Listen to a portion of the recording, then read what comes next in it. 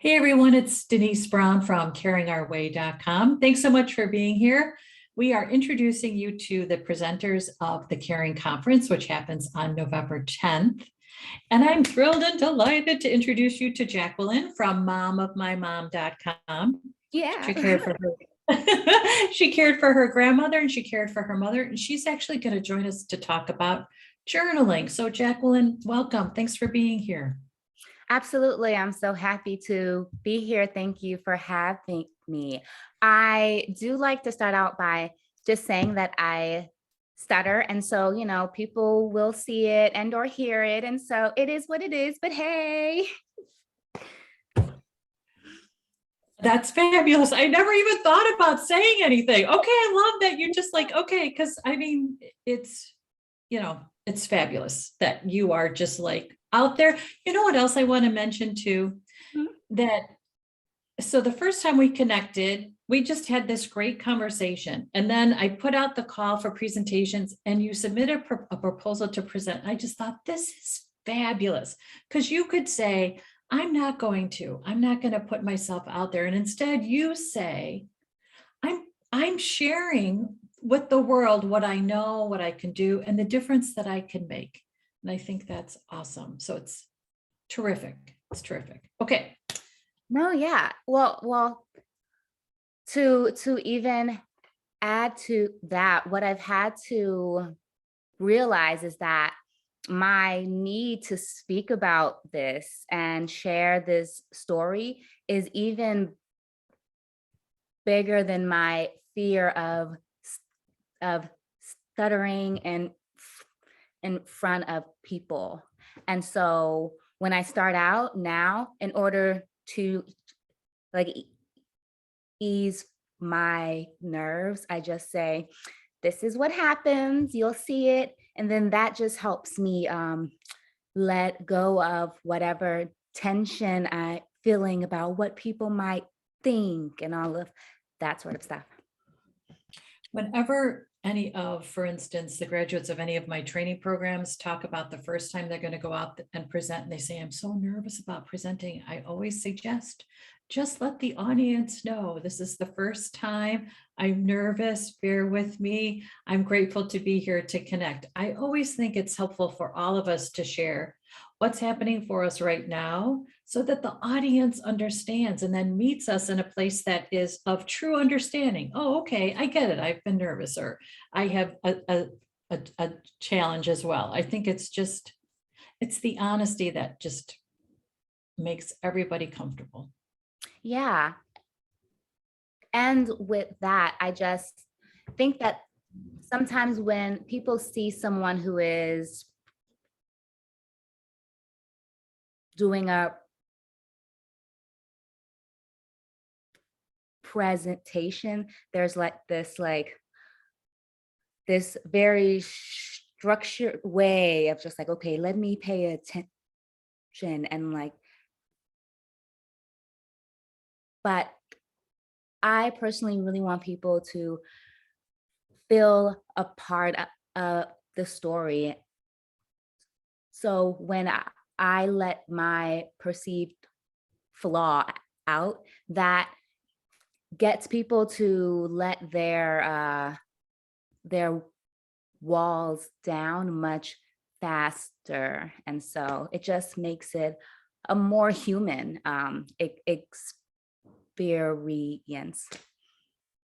So when you submitted your proposal, I actually thought you were going to talk about TikTok because you're a TikTok star.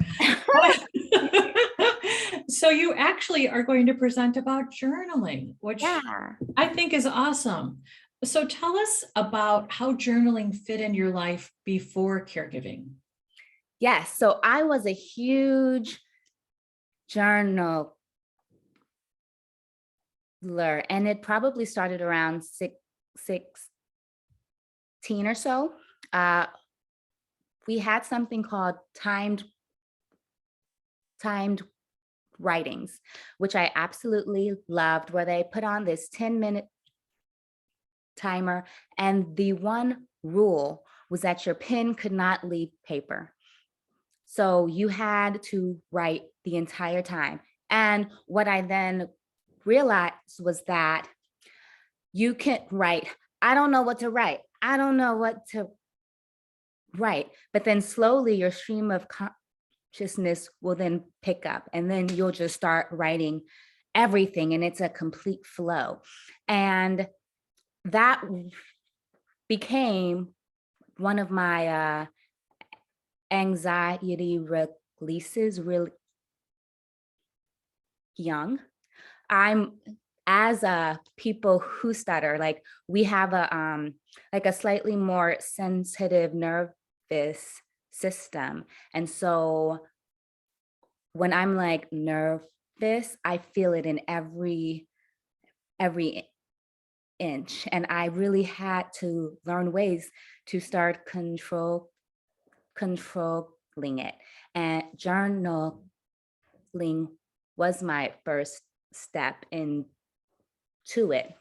But with mom of my mom, we had journaling times. And so I would go on live on Mondays and Wednesdays, and our followers would then journal with me. And so it's such a huge part of me and my journey with my mom also. Okay, so you actually went live on TikTok and invited your followers to journal with you.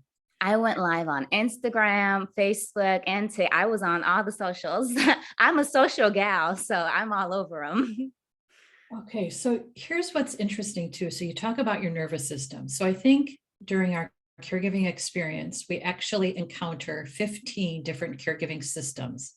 And one of them, right, I mean, no wonder we're exhausted. And that I really believe that we interact with at least 10 of them in terms of managing them, advocating within them, and navigating within them. So one of them is our nervous system. And I think what's interesting during our caregiving experience is not only are we managing our nervous system, but we're also doing our best to manage our carees' nervous system because they have their own anxiety and stress and worries. So it's double, we're double into their nervous systems. So I'm curious, how did caregiving impact your nervous system? I know. Yeah. So starting out, it was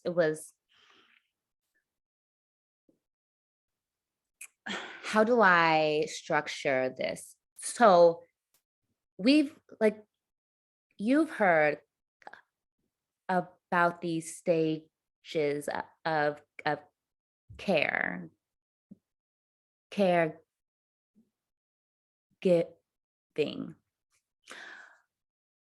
I wish I had started at stage 1 and then went stage 2, 3, 4, 5, 6.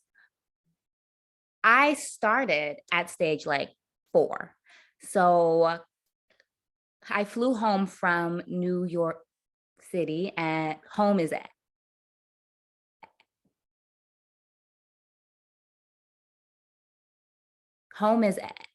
LA. And I came home to a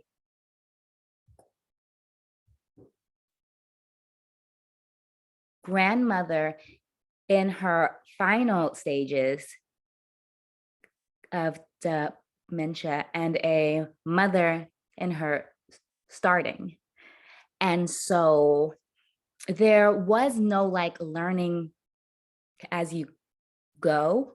Well, that's not true. I absolutely learned as I went, but I learned when everything was at a level 10.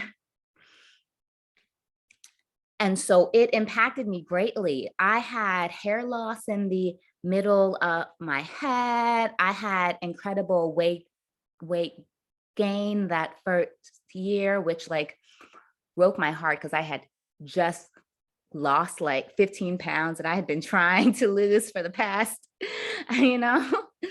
But then on top of that, my stutter got to a point where I was nearly like unintelligible. Right. And so just like pulling myself back from that point, I had to relearn how to calm myself, calm my nerves, calm my mom, calm the house, how to set up routines that we could thrive in with such a high amount of stress from caring for two people.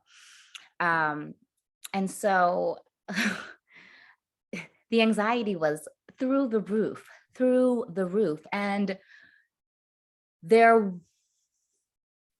only way to get past it was to go step by step and figure it out each day and make to do lists and check things off bit by bit. And so it was a process. So you continued journaling, I'm assuming, from 16 until you started caregiving. So it was part of your habit, so to speak. And I'm wondering if journaling changed for you during caregiving at all. Yes. So, there were moments where I was just completely depressed and I didn't keep up with that habit. And so there were times where I just couldn't muster the energy to, even though I knew that it would help, like sort of like how you think I should work out because once I finish working out, I'll feel so good. But you have to work out first, right? And so there were times when I just did not. What was the question again? Well, I'll ask it again, but I want to mention something that I think it's really important that we skip over when we talk about self-care during a caregiving experience. Actually, it's a couple things. Self-care during caregiving is very different. And so sometimes it's just not possible for us to work out.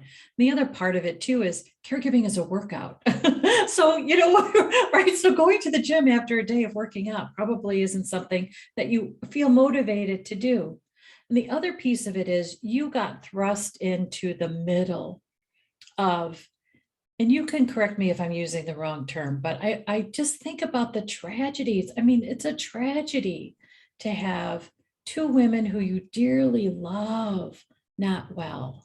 So you got thrust in the middle of it. And you know what? It breaks your life because it breaks your heart. And I think oftentimes we have to heal our heart and our life first, and then we can think about the workout, Yeah. the manicure, pedicure, those go-to cliches that they always talk about with self-care that don't align with what we're really feeling and experiencing. Yes. Yes. I was mourning and my speech reflected it, that I was in very deep mourning because I went from living my life in New York, not knowing that anything was wrong, to then coming home and seeing that everything's wrong and not being able to have the conversations that you thought you could have at one point with these women that you love.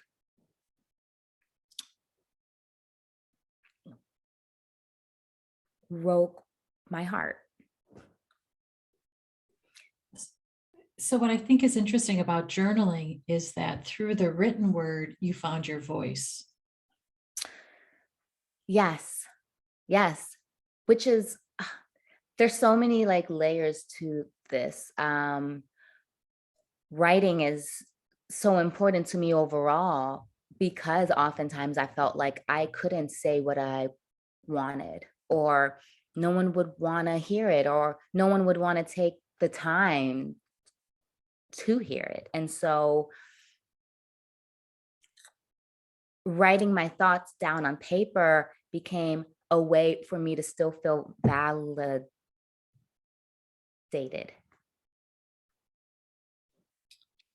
Okay, so what you're going to do for us on November 10th during the Caring Conference is actually take us through an interactive journaling workshop where you're going to go for 25 minutes and you're going to give us that experience of what journaling gave you, and you're going to create it for us. Yes. So this is a shorter version of a workshop that I've taught that really helps people unload their cognitive load, but then on top of that, it allows them to like pick one thing that has been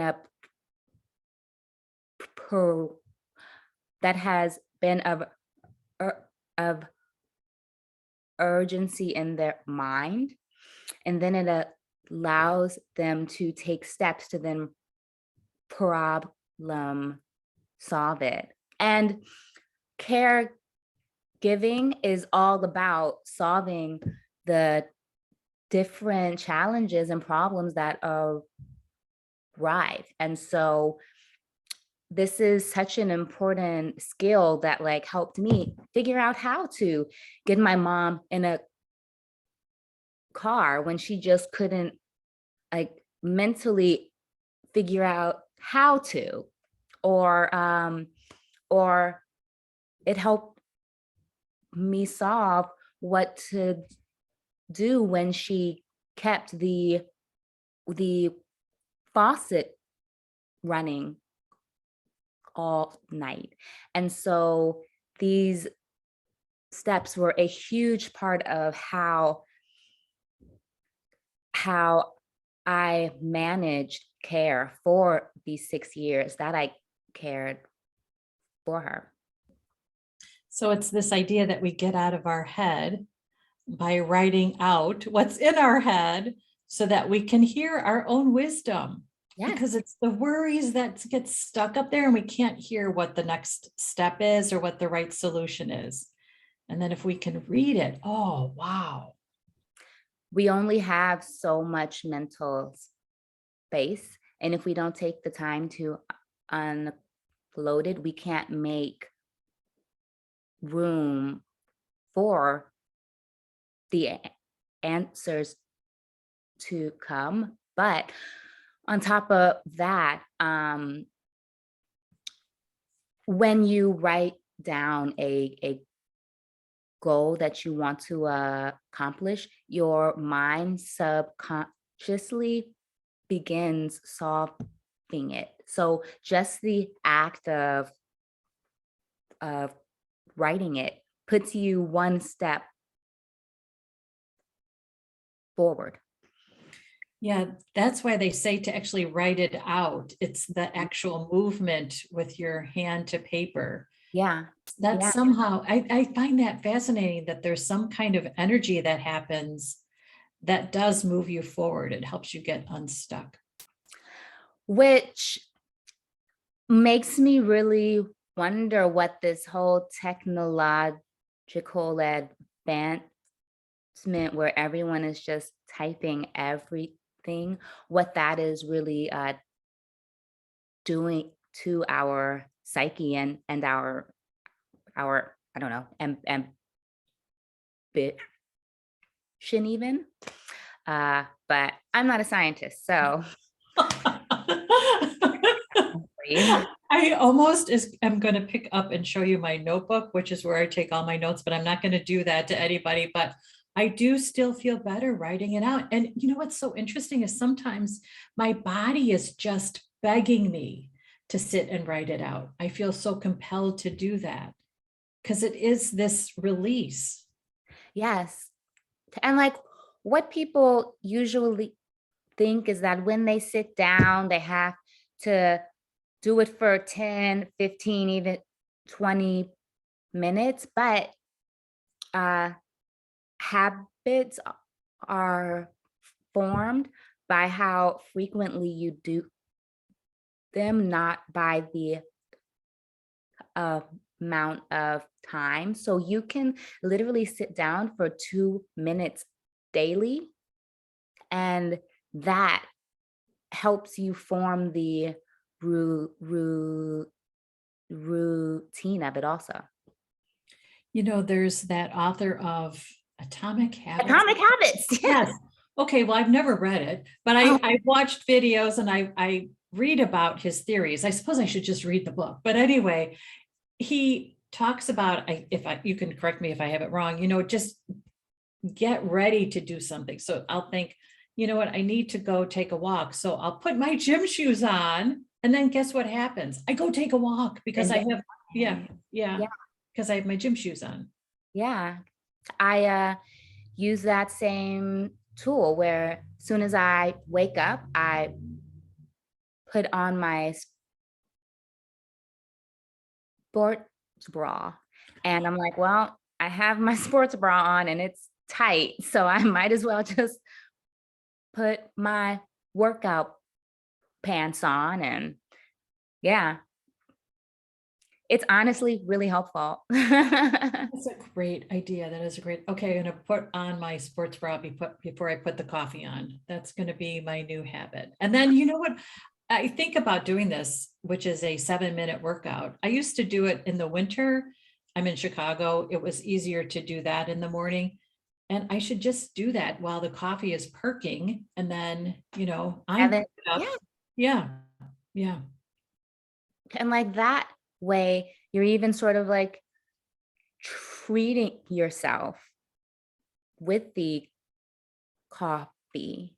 And it's like, well, I worked out and now and so we have to trick our minds into doing the things that we really want sometimes, and making small changes or like hacks like that really help me to maintain a routine that keeps me pretty even keel. You know what else is interesting?